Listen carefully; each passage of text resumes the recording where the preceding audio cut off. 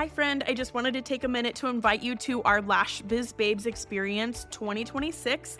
This is a one-day all online event happening on May 2nd, and our theme for the year is going all in. We are shaking things up and doing it differently than anyone ever has before.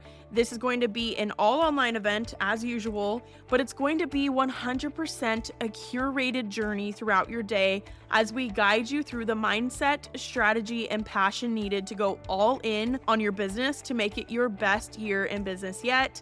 All lash artists, estheticians, and beauty professionals are invited to join us. There will be guided sessions, interactive workshops, a panel discussion, and big giveaways happening throughout that whole day. And tickets are on sale now for only $199. Payment plans are available. Let's go all in on our businesses for 2026 together.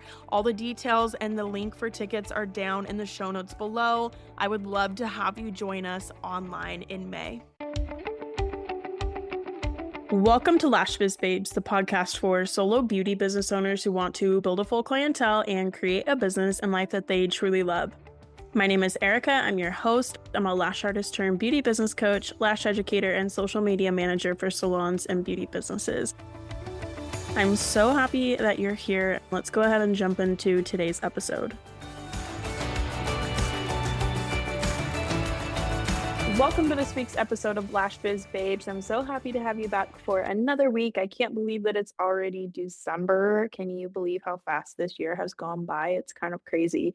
But with it being December, I thought it would be a really good time to do a little refresher on retail sales and service add-ons so that you can make some more money this month, increase your revenue without necessarily having to book any new clients in. And I think this is just some skills that we can all be working on. So I'm just going to share some of the tips and tricks and like some advice that has helped myself and my students the most over the years. And hopefully you're able to learn something new from this and be able to implement it this month, because I feel like the holiday season is just a really great opportunity to increase your sales. So to kick this off, I really think from everything that I've been talking to with a lot of different beauty business owners this year, I first just want to start out with, I know that this has been a hard year for so many beauty businesses. And if you have been in that boat, I first just want to send you some love and support and just know that you're not alone in that. I would also just encourage you to go into this holiday season with an open mindset and remember that there are always opportunities all around you. And I know that sometimes it can be easy to get down on ourselves. I'm always someone who's been very self-critical over the years in my life, and it's very easy for me to be like, well, there's so many other lash artists in the area or estheticians in the area. It's so oversaturated. There's no clients who are willing to pay prices right now. That people aren't looking to book. Like there's so many different limiting beliefs and stories that we tell ourselves. So I first just hope that you will take a minute to clear those out, set those to the side for a minute, and just look around at all the different opportunities that you have and keep an open mind for that. So with that, let's talk about some different retail sales. For starters, I don't remember if I've talked about these things on the podcast or not before. I'm not gonna lie, my mom brain is a little off with that. I'm like, have I talked about this? I don't remember. So if I have talked about this on the podcast before, hopefully it's just a good refresher for you. And hopefully I have some different new things to add into it this time around. I know I've talked about these things before in different master classes and courses I've taught and probably even live videos on Instagram. So hopefully most of this is some new things for you or that you'll hear some different things that are helpful and beneficial for you for where you're at in your business right now.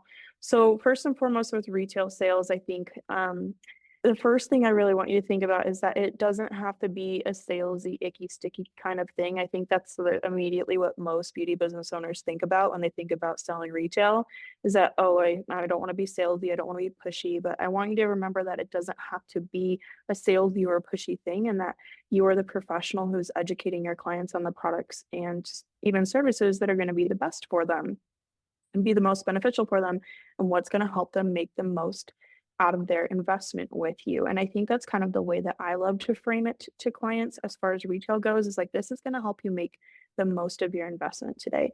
Because especially with like lashes and things, or even like skincare services, really any kind of beauty services, they're getting this done and they want it to last as long as it's supposed to. They want to know how to take care of it. They've paid you all this money for it. They want to know how to take care of it now. If you're not educating them on that, I feel like that's a missed opportunity on your part and a way that you could better your client experience moving forward. And I think education being the foundation of your retail sales is just really a great way to keep it in context and have a good foundation for not only increasing your retail sales, but really building trust and connection with your clients because you are educating them thoroughly. And so, with that, just remember it's not salesy, it's not pushy. Like your clients do want to know what is going to help benefit them the most. And you can do it in ways that feel aligned and like feel good to you. You don't have to be salesy and pushy about it. So I think some of that goes into the way that you tackle that and go about that. So I've worked in retail settings before where it did feel really salesy and really pushy, especially depending on like your management and stuff.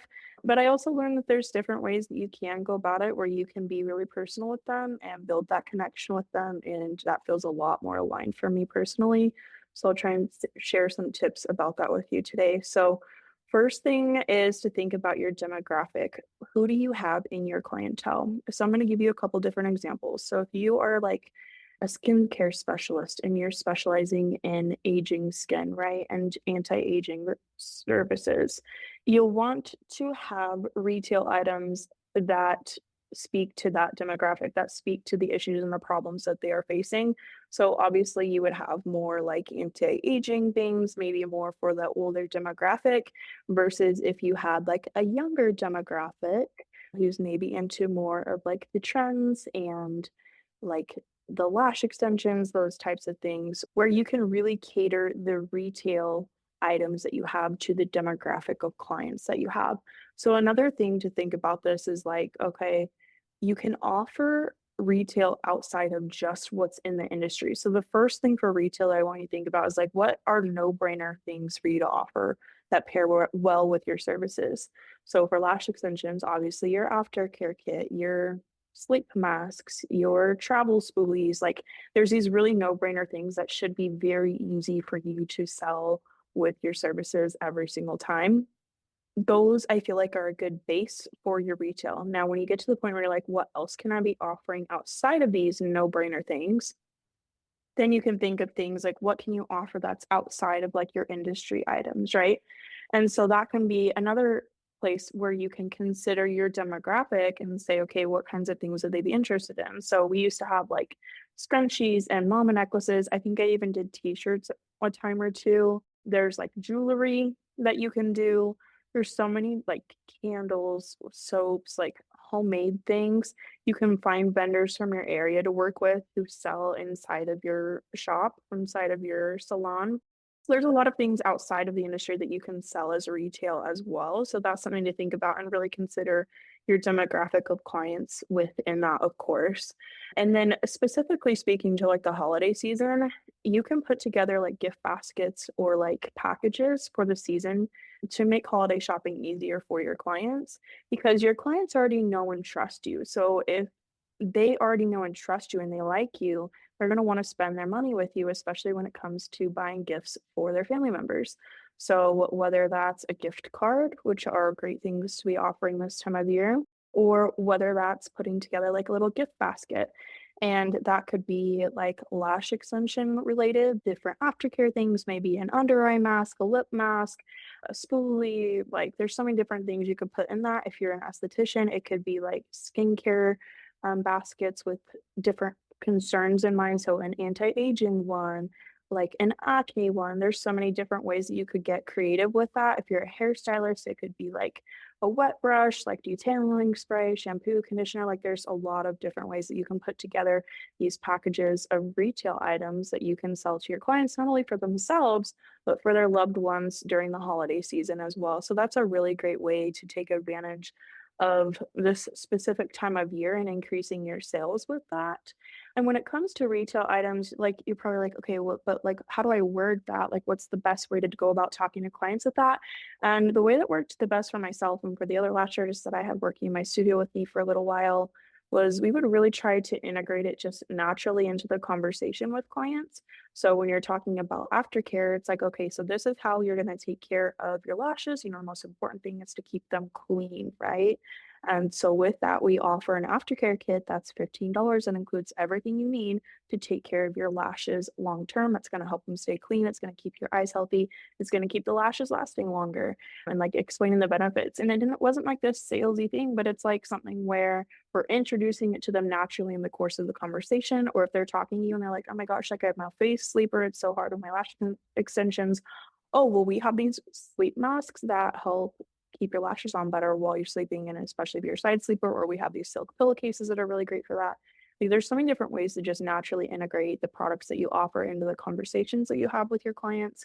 Another thing is to have, like, your setup done really well, and you wanna make it look aesthetic and clean, pleasing to the eye, and when they sit up or when they walk into the studio, they should really be able to see your setup very easily and visibly. I feel like if they can see it, especially, like, for lash extensions specifically, if they can see it right after they sit up and it's in their line of sight, that's gonna be a lot easier for you to initiate that conversation with retail if it's already something that's in their line of sight. And then also you can purposely and intentionally do your checkout process close to your retail area and, offer like, "Oh, did you want to do the aftercare kit with this today?" Like, and if they say no, it's okay. Like, you don't have to like be super pushy about it. It can just be a question where you let them decide and it's no pressure on them, and if they don't decide to do it, it's okay, and you're gonna be okay if they don't decide to do it.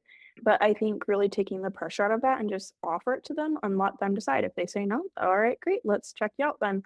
Here's your total for the day.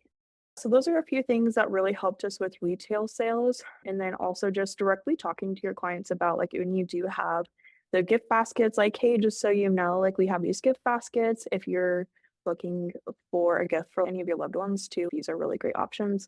And again, it's not something where it has to be super pushy or salesy. It's just you're giving them the option and letting them decide, letting them know about it.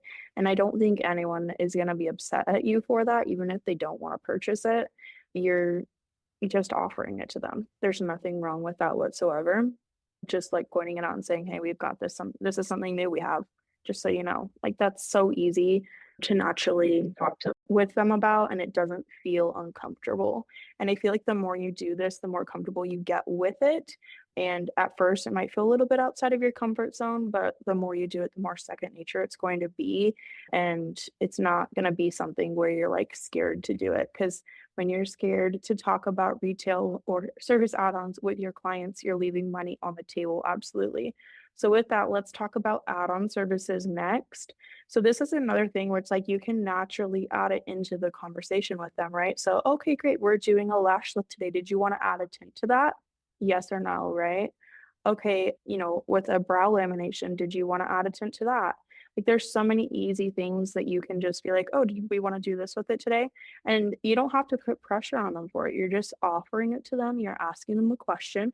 They can say yes, they can say no. If they say no, you're gonna be just fine. You don't need to, like, have that really need energy around it of, like, "I need this sale, so I'm gonna be, like, really pushy about it, really salesy about it, or feel really icky with asking them that." It's just something that you're offering to them as an option. And maybe they didn't even know that was an option. You never know that until you ask them about it, but just pose the question to them, let them decide yes or no, and if they say no, move along your day, and if they say yes, okay, great. Well, let's get going on that, right? And so you can just naturally integrate it into that conversation. And so with service add-ons, something that I want you to think about is what pairs well with the services that you already offer, whether you offer skincare services or lash services, hair services. Think about what would pair well with it. And for add-on services specifically, I like to think about this in terms of what is going to be a low overhead cost for myself. So I'm not adding a lot of extra cost to the service, and what is going to add either a little amount of time or no extra time to the service. What can we do simultaneously with each other? Because that's when you can really increase your profit margin for the time that that client is already in your chair. If you're not having to add on more service time for them or not a ton of extra service time for them, and if it's something that has like a higher profit margin on it too, that has that low overhead expense.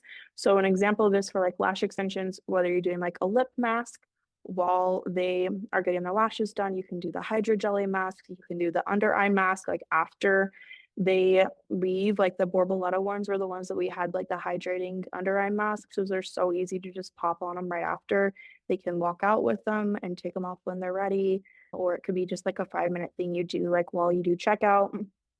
There are a lot of things like that. The lip masks they can do while they're getting their lashes done, and that can be done for a lot of different services too. You can just pop that lip mask on. So those are really easy add-on services, or even just like a brow wax, brow tint. You could also do like a lip wax, nose wax, like there's little hand massage. There's so many little things that you can just be adding on to the services, and it doesn't take a lot of extra time and it's not a lot of extra overhead costs, but you're increasing the amount that that client is spending with you in the same time frame. So your profit margin is going to be larger.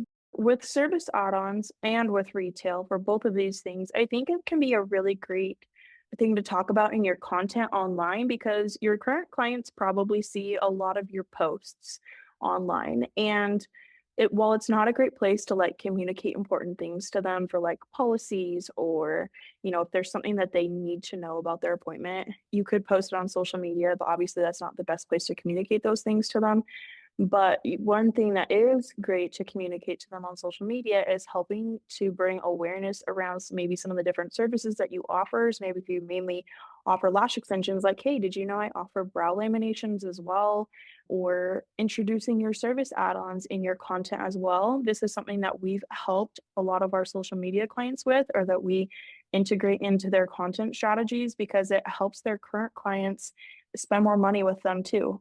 And so, just even simply talking about your service add-ons in your content, in your stories, talking about your retail items that you offer in your content and in your stories is a really great way to just increase that awareness without even directly talking to your clients about it. If that's something that maybe you're more uncomfortable with, or you just want to have multiple touch points with your current clientele, talking about it online is a great place to be doing that. And that's something that, like I said, is a great way to get that awareness and get them booking those additional services. So I think all in all, these are really easy ways to make more revenue this holiday season. It's just about kind of getting outside of your comfort zone, maybe getting a little more creative than you have in the past, and then also just good communication with your clients on what you offer, what you have, just naturally integrating it into the conversations, making sure your setup looks great, making sure it's visible to your clients or in high traffic areas in your salon. You can even be like cross referring with your other beauty service providers in your building. If there's multiple of you, you could be letting them like put all of your retail in the same spot, right? And so then they're seeing what other people have to offer in the building. Their clients are seeing what you have to offer, or just even letting each other know, like, okay, they've got this sale going on or whatever it is. I was in a salon a few months ago getting my hair done, and the nail girl next in the room next to her came in and gave me like a little sample sugar scrub with like a discount card. It was like 20% off your first service with me.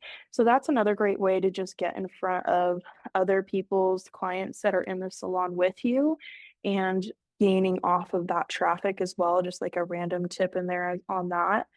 Just remember that there are a lot of opportunities out there for you this holiday season. And if this is something that's uncomfortable for you, then you just have to start somewhere. And the more you do it, the more comfortable that you're going to get with it. And really think about who your clientele is, like the demographic of it. And think about what can you be offering to them for retail or for service add-ons this holiday season that are going to be no brainers and that are going to be something that they would love to take advantage of this holiday season, because your current clients, they already know, love, and like you and trust you, like we were talking about earlier. So they're more apt in wanting to spend their money with you this holiday season. So really take advantage of that and see what you can offer to them and help them out with their holiday shopping. That's really gonna be a big benefit for you. And of course, talking about it on your social media, the content side of things, because your current clients probably do see a lot of your posts right now. And if you are talking about these things that are no-brainers for them on social media, and you're talking to them about it in the salon, you have these multiple touch points with them, they're definitely gonna be a lot more likely to purchase from you in those instances. And when you are talking about in your content, that also gives your clients an opportunity to share those posts with their audience as well. That can be another really great way to get the reach and the word out there about the retail that you're doing, especially if you're doing like a seasonal gift basket or package or anything like that. So you guys have questions on retail sales, service add-ons, always feel free to DM me on Instagram at XOEricaShammer. I'm happy to help, but I hope this is something that got you thinking and maybe gets you excited about the holiday season and some of the different ways you can be taking advantage of this time of year and just really increasing your revenue without necessarily having to book new clients. So a little short and sweet episode on that. I hope you guys have a wonderful December. We've got episodes coming out every Tuesday now, so make sure you're subscribed to the show so that you get notified every time an episode goes live. And if we're not already friends on Instagram, definitely come over and follow me at XOEricaShram. I hope you have a wonderful week, and I'll see you again next week.